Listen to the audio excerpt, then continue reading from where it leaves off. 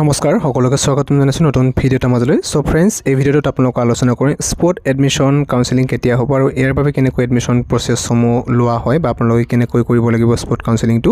So প্ৰথমতে তাৰ আগত কৈ লওঁ আপোনালোকক যে আজি হৈছে 23 আগষ্ট, অৰ্থাৎ কাইলৈ আপোনালোকৰ 24 আগষ্ট তাৰিখে যিটো ৰাউণ্ড 3 তাৰে এলটমেণ্ট লিষ্টটো পাব্লিছ কৰিব। এইটো হৈছে লাষ্ট ৰাউণ্ড, মানে ইয়াৰ পিছত আৰু কোনো ধৰণৰ ৰাউণ্ড আপোনাৰ কাউন্সেলিং কৰিব নালাগে বা কোনো ধৰণৰ এলটমেণ্ট নাহে।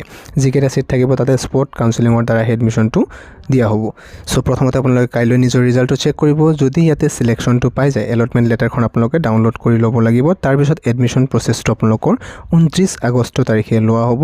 এদিনাখনে টাইম দিয়া আছে আৰু এডমিশ্যন প্ৰচেছ সেম হয়। ডকুমেণ্ট যিবিলাক লাগে সম্পূৰ্ণ ডিটেইল ভিডিঅ' দিয়া আছে। আপোনালোকে ৰিজাল্টটো চেক কৰি যদি চিলেক্ট হয় তেনেহ'লে সেই প্ৰচেছটো ফ'ল' কৰি এডমিশ্যনটো ল'ব। তাৰপিছত 29 তাৰিখে ইয়াতে এডমিশ্যনটো হোৱাৰ পিছত ইয়াতে আপোনালোকৰ ভেকেঞ্চি লিষ্ট ক'ত কিমান খালী আছে, চিট খালী আছে, সেইটো 1 ছেপ্টেম্বৰ তাৰিখে SCRT পাব্লিছ কৰিব অফিচিয়েল ৱেবছাইটতে। আপোনালোকে ভেকেঞ্চি লিষ্টটো প্ৰথমতে ভালদৰে চাই ল'ব। আপোনাৰ ডিষ্ট্ৰিক্টত ইনষ্টিটিউট আছে তাতে কিমানটা ভেকেঞ্চি আছে সেইটো চাই ল'ব। যিকেইটা ভেকেঞ্চি আছে সেইকেইটাৰ বাবে স্পট কাউন্সেলিঙৰ বাবে নোটিছখন ইয়াতে আপোনালোকৰ 2 ছেপ্টেম্বৰ তাৰিখে পাব্লিছ কৰি দিয়া হ'ব। আৰু সেই নোটিছখনতে শ্বেডিউলসমূহ দিয়া থাকিব যে আপোনালোকৰ কেতিয়া স্পট কাউন্সেলিং কৰিব লাগিব, কিমান তাৰিখে, সকলোবিলাক তাতে দিয়াই থাকিব। এখন স্পট কাউন্সেলিং ফৰ্মো থাকিব আৰু আপোনালোকে ইয়াতে টাইমটো 3 ছেপ্টেম্বৰৰ পৰা 10 ছেপ্টেম্বৰ এইকেইদিন সময়ৰ ইয়াতে 7 দিনমান টাইম দিছে। এই সময়সীমাৰ ভিতৰত স্পট কাউন্সেলিংটো কৰিব লাগিব। ভাগ কৰি দিয়া থাকিব বাৰু ডিষ্ট্ৰিক্ট ৱাইজ। ধৰক আপোনালোকৰ ডিষ্ট্ৰিক্টৰ এদিন দিয়া হ'ল নাইবা 2 দিন দিয়া হ'ল। মানে আপোনালোকৰ কথাটো হৈছে যিকেইখন ইনষ্টিটিউটত আপোনালোকৰ ডিষ্ট্ৰিক্টত আছে আপোনালোকে টোটেল সেইকেইদিন সময় লাভ কৰিব। মানে যদিহে চিট থাকে, ধৰক কিছুমানততো চিট ফিল আপ হৈ গ'লে তাতে আকৌ ইয়াতে স্পট কাউন্সেলিং একো নহয়। কিন্তু ধৰক আপোনালোকৰ ডিষ্ট্ৰিক্টত 5খন ইনষ্টিটিউট আছে আৰু সেই 5খন ইনষ্টিটিউশ্যনতে চিট এটা হ'লেও খালী আছে, তেনেহ'লে আপোনালোকে সেই চিটটোৰ বাবে কাউন্সেলিংটো 5 দিন সময়তে লাভ কৰিব। গোটেইকেইখন ইনষ্টিটিউশ্যনত পাৰ্টিচিপেট যাতে কৰিব পাৰে সেই সুবিধাৰ্থে এইটো সময়সীমা ধৰি দিয়া হয়। চ' এতিয়া কথা হ'ল যে কিছুমানে হয়তো ভাবিব পাৰে যে নিজৰ কেটেগৰী ইয়াতে চিট নাই। ধৰক আপোনাৰ OBC কেটেগৰী হয় আৰু আপোনাৰ বা জেনেৰেল কেটেগৰী হয়, তেনেহ'লে আপোনালোকৰ কেটেগৰী যদি চিট নাই আপোনালোকে স্পট কাউন্সেলিং কৰিব নে নাই।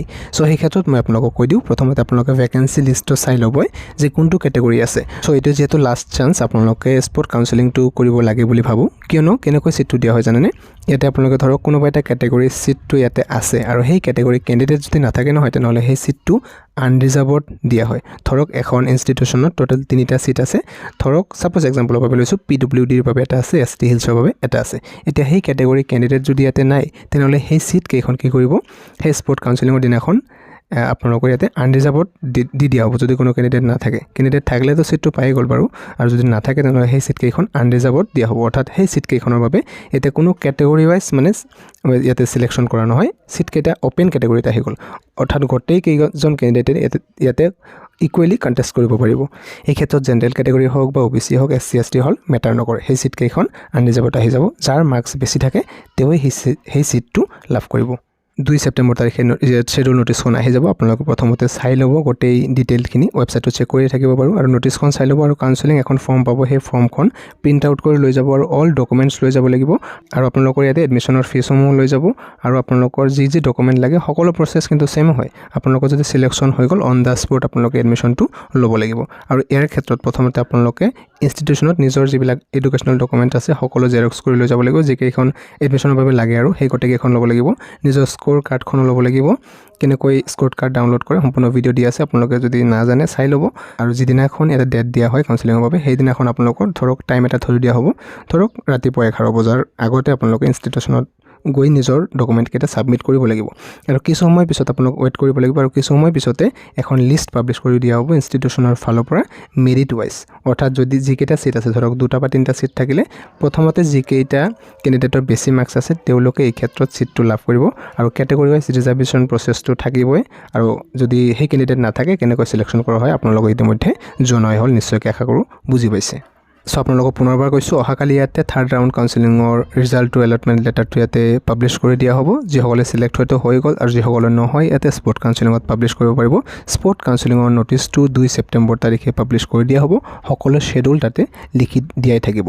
চ' আশা কৰোঁ সকলো ডিটেইলছ আপোনালোকৰ ক্লিয়াৰ হ'ল। চ' যদি আপোনালোকৰ কিবা ডাউট থাকে তেনেহ'লে আপোনালোকে কমেণ্টত জনাব পাৰে। ভিডিঅ'টো ইমানে আছিলে, লাইক এটা কৰি ৰাখিব, নিজৰ ফ্ৰেণ্ডছ হয়তো নিশ্চয়কৈ শ্বেয়াৰ কৰিব।